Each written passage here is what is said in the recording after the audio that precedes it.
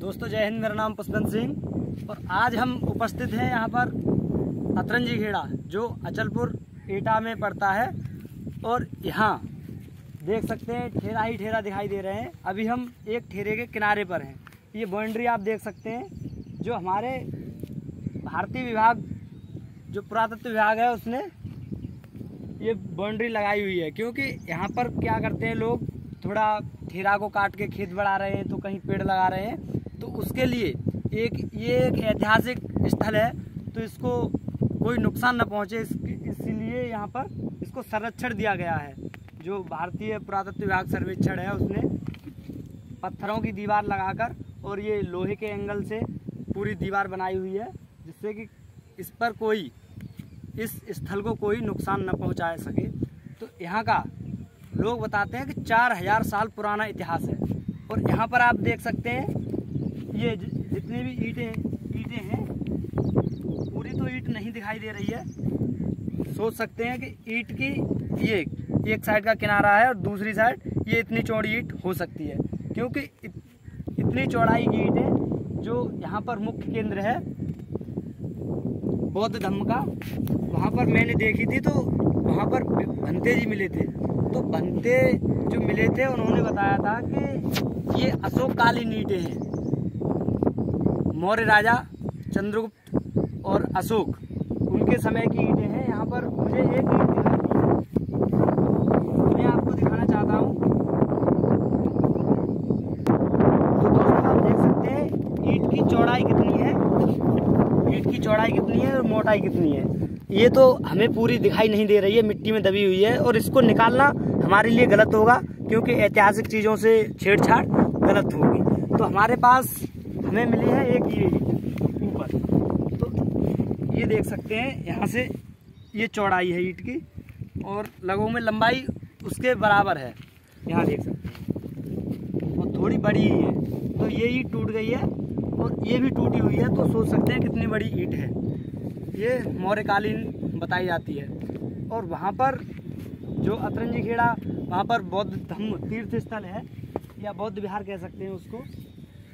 तो वहाँ पर बौद्ध धम्म के अष्टांगिक मार्ग के 4 पिलर हैं जिसको लोगों ने शिवलिंग के रूप में उनकी पूजा भी करते हैं। और पुरानी ऐतिहासिक चीज़ें भी मिली हैं जैसे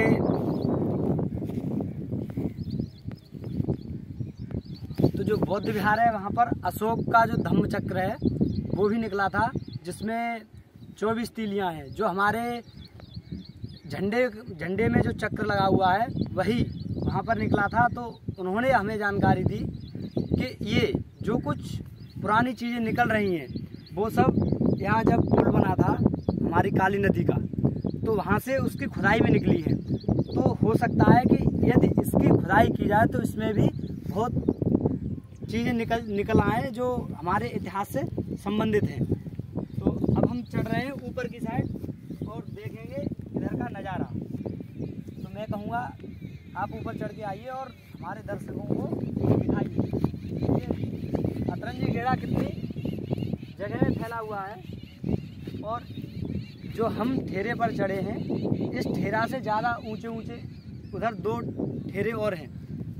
तो लोगों का कहना ये है कि यहाँ पर कोई भौगोलिक उथल पुथल रही होगी जिससे यहाँ जो मकान बने हुए थे, बिल्डिंग बनी हुई थी वो टूट गई। और यहाँ पर आप अभी खंडहर देखने को मिल रहा है जहाँ पर कुछ बर्तनों के टुकड़े मिल रहे हैं, मिट्टी के बर्तनों के टुकड़े, तो कहीं ईंटें मिल रही हैं, टूटी टुकड़े ईंटों की।